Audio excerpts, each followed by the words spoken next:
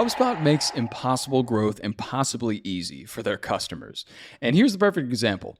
Morehouse College needed to reach new students with fresh, engaging content. But with a massive 900-page website, even the tiniest updates took 30 minutes to publish.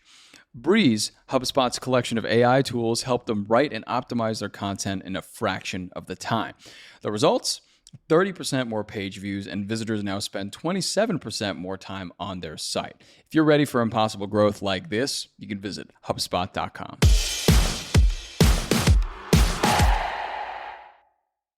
All right, good morning, everybody. Today's Wednesday, July 30th. I'm John Weigell here with Juliet, Bennett, and this is the Hustle Daily Show.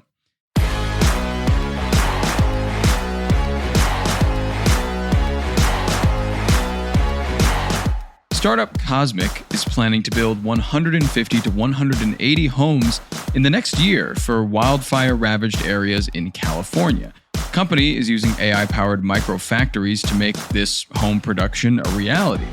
But how much cost is associated with rebuilding a home with this tech, and what does the permitting even look like here? We'll get to that in a bit, but first, let's give you the news in business and tech.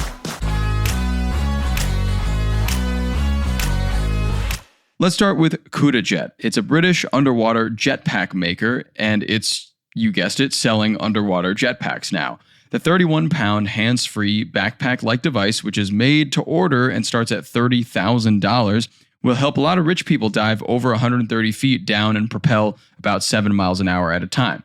Juliet says it comes with a controller and that it takes just 5 minutes to get comfortable with it. I'm sure it does. Next, over to Meta. Meta is leaning into AI assistance for job seekers. The company will now allow some coding applicants to use AI during interviews and recently asked employees to volunteer for mock AI-enabled interviews that are, quote, more representative of the developer environment that our future employees would work in, really going all in on AI in every single direction there. Next, in some transportation news, the Department of Transportation this week just okayed a brand new partnership in the skies. United and JetBlue are now working together to extend membership rewards and perks to customers of both airlines. The program is called Blue Sky, and it rolls out in the fall. And speaking of partnerships, the two biggest train companies in the U.S., Union Pacific and Norfolk Southern, announced on Tuesday a $72 billion merger deal that would make America's first ever transcontinental freight railroad. The deal will be the largest one ever in the U.S. train sector. And finally, the largest inflatable dome in the world has bubbled up over a construction site in Jinan, China. A novel strategy to reduce the project's dust and noise pollution. The mega marshmallow is about as tall as 9 giraffes stacked on top of each other and as long as 12 bronciosauruses lying down end to end. That's a big bubble.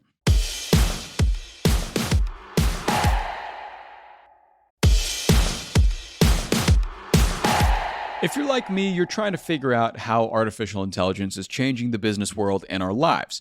Big Technology Podcast from reporter Alex Kantrowitz has the answers. The show hosts top leaders from places like NVIDIA, OpenAI, Amazon, and more, asking them where this is all really going.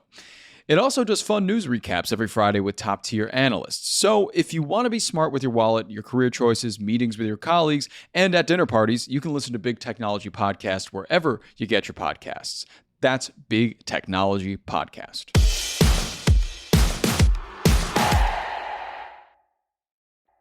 For more updates like that, you can come back to the show tomorrow and we'll have a lot more headlines for you. But for now, Juliet, today we are talking about this new startup called Cosmic. And what is the startup exactly trying to do out in California? They're trying to build houses, specifically in the wildfire burn areas. And they want these houses to be faster and cheaper than traditional construction would allow for. Mm-hmm. So I can get this straight, right? They are trying to either rebuild or replace houses that have already been taken down because of the wildfires? Yeah, and I'm going to assume in most cases it is a complete replacement. Mm-hmm. I live in Pasadena, which is right below Altadena. So I'm very close to one of the wildfires that they're working with. And one of the interesting things about this wildfire is that maybe your house is still there, but you can't use it. Yes. The soil is toxic. There's a lot of smoke damage. I know people whose homes did not burn, but they cannot move back into them. Yep. So in most of these cases, we are going to be talking about building something completely new on a lot. Yeah, I've also heard a lot about that too, especially with like the ash and soot in the air inside the house, even if it's still up there. Yeah, no, so bad situation. Probably a lot of houses have to get fully replaced, and that's what this startup is doing. So can you tell me a bit more about Cosmic, how they're trying to do this and how they're trying to rebuild? Yeah, so Cosmic is a San Francisco startup. They actually began manufacturing what are known as ADUs, accessory dwelling units. If you've never seen one, they're a little house. They usually sit in the back of a big house. I think I've heard them referred to as like mother-in-law units because it's like, I'll move my mom, my mother-in-law My back mom's there. in there. Yeah, lots of people here rent them. I lived next to a guy who was building one for a really long time. It was super noisy, fun to watch, terrible to live next to. And in California, they're kind of a big deal. And in New York, I believe as well, because we are out of housing. So it's like, if you can build a studio in your backyard and have a college student or, a couple live there, great.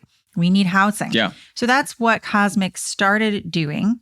I found a Business Insider article talking about how in 2024, they actually launched 100 prefab studios, essentially. So only 385 square feet, all ADUs, priced at $279,000, which if you live anywhere else, you're like, wow, that's a lot for a studio. For me, I'm like, oh, that's a really good deal, actually. Pretty reasonable. Yeah, because I live in LA. And what's sick about this place is that after the wildfires, everything got more expensive. Right. But these are very luxurious ADUs. And the company, its ultimate goal is to build affordable housing. But they were like, we see these as almost a Kickstarter. And I got to say, they're really nice. And as someone who lives alone with 2 cats, I'd be like, yeah, I'm into that. Yeah. But now this same company is working on building larger homes. It did build a larger home in Northern California in 2024. And now they're setting up what they call micro factories in the Palisades. That particular factory is there already. The wildfires were simultaneous. They were happening at the same time, one in the Pacific Palisades, one in Altadena. So they've got this micro factory set up in the Palisades now to start building homes. But because it is mobile, it's actually going to travel between the 2 areas, building these homes. And the way that they do it is they've got robots, they've got AI, of course, and it's just a very high-tech, streamlined, mobile process as opposed to traditional housing construction. Wow. Okay. What are the advantages to this microfactory driven construction versus just good old elbow grease? We're getting our guys in there construction, and especially if it's being done with robot technology. Yeah, there is a robot, and you can watch the robot on their website. There's a little video cool. Of it positioning and placing plywood essentially into these tight, energy-efficient panels that are just ready to be installed. So according to the founder, these microfactories are 10 times faster, use 60% less labor. That is a huge issue. Labor shortages are going on right now. And also they're 30% cheaper. And as you may know, everything, including construction materials, is pretty expensive right now. So these people trying to rebuild their homes, let's say you bought your home in 1990, it burned down, now you want to rebuild it, you're going to be in for a big surprise because everything is so much more expensive than it used to be. So by cutting down labor expenses, materials expenses, expediting the process that it takes to build, that's one thing. But they also have this AI system that they say can help custom design a home for somebody that is compliant with the codes in California. And then they can also expedite the permitting process, which is another big hassle. If you've ever tried to build anything in California, it takes a while. There are a lot of things that have to happen. There are, environmental impact reports. I live behind a library that's just abandoned because it needs seismic retrofitting. And it's been closed since like 2021. And people are always like, when is your library going to open? Bro, they haven't even started. Oh my God. 5-6 years, maybe.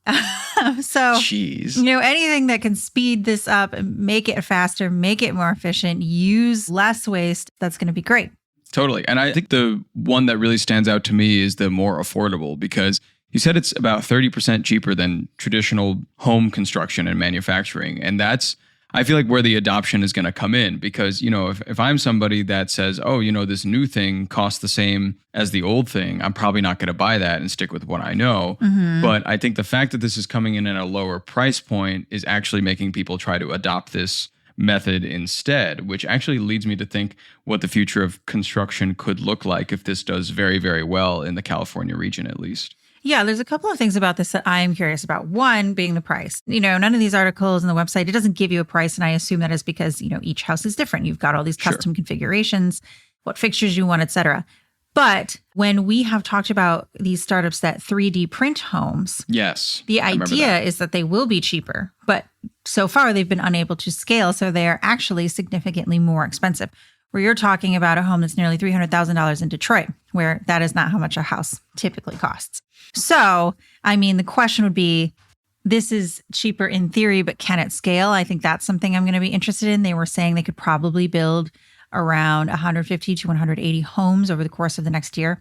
They're doing like a cool like Starbucks thing where for every 10 homes, one's free for someone who is underinsured. Yeah. I love that. Yeah. The other thing that I think is really interesting about this is, especially here in Altadena, a lot of these homes that went up in flames were very old. They were very charming craftsman homes, very cute. These houses are not going to look like those houses. No, they will not. They're not going to have all the cute little bells and whistles, but they are going to be energy efficient and they are going to be fire resistant. They're made of things like metal and fiber cement. And that's pretty interesting because I guess I'm coming at this from a perspective of a person who lives here, but it was really bad during the fires because of the air. And I was sent a notice that said I could not use my water. I could not take a shower. I could not do my dishes, anything with it, because a lot of these houses were so old that, you know, they were made with lead, asbestos, traces of very toxic stuff that all burned down, entered the soil, entered the water, and it was in the air for several days. We actually had to use like the KN95s just to go out and do things. I turned my vacuum cleaner on for the first time after. There was ash in my house. Huge mistake. Wow. I was like within a minute, I was like, oh my God, I can't breathe. I need to put on a mask. I had to buy special wipes and wipe down my cats who never went outside because like there was ash in my house. Yeah, it just gets in everywhere. Right. So when you think about these homes that were so old, that were not made of these materials, that just went up real fast, and then all this toxic stuff from the 1970s and older even was spread around in the air, you may be missing some of the charm that you're used to with a particular type of house. But these houses, I don't think they look too bad, and they're not going to have these chemicals in them in the same way. And they're designed to stand up to a fire when you live in a fire area like I do. Yeah. I mean, that's a big revolution in construction as I see it. I guess the biggest thing I was thinking about after, people fled and, the fires engulfed their homes and whatnot is why would you go back and then build another home where your old home used to be, expecting not to see the same problem over again? Right. But this has eliminated that. And it seems like you can get a new home where your previous home was for a little less money than you were anticipating, hopefully.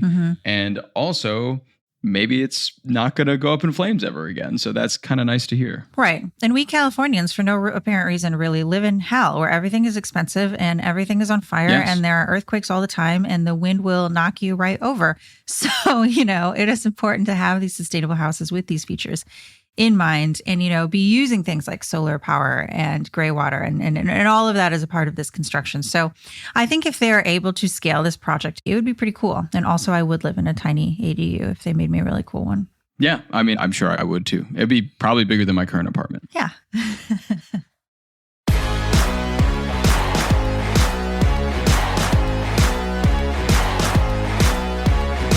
All right, and that'll do it for us today. Thanks for tuning into the Hustle Daily Show. We're a proud part of HubSpot Media. Our editor is Robert Hartwig, and our executive producer is Darren Clark. We've got a lot more tech and business coverage in our newsletter. If you're not subscribed, go sign up at thehustle.co/email and follow us on Instagram at The Hustle Daily. We'll catch you later.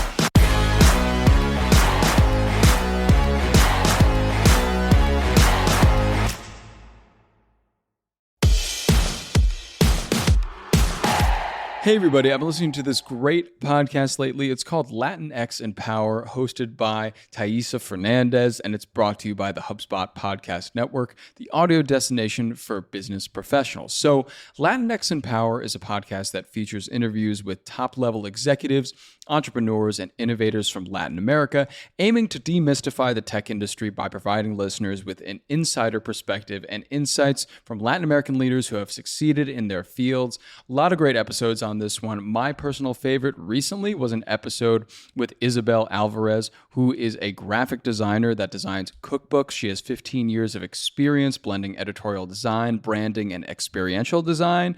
She really views design as a catalyst for meaningful social change, so I think this is a great episode to get you going with this show. You can listen to Latinx in Power wherever you get your podcasts. Okay, look. Side hustles fail when they consume all of your time. I mean, every single bit of it. The pros, though, work smarter with AI doing all the heavy lifting. To help you out, we just dropped the Side Hustle Accelerator database. You can search your exact problem for your side hustle, grab the perfect prompt, and get results. If you're struggling with marketing, content, and customer service, it's all solved in just seconds. This isn't just another tool, guys. It's your unfair advantage in a spreadsheet. So stop asking AI the wrong questions and start scaling with what actually works. You can get it for free in the link in our show notes. And you can stop right now, actually. Why don't you take a look down at those show notes and tap the link? You don't want to sleep on this.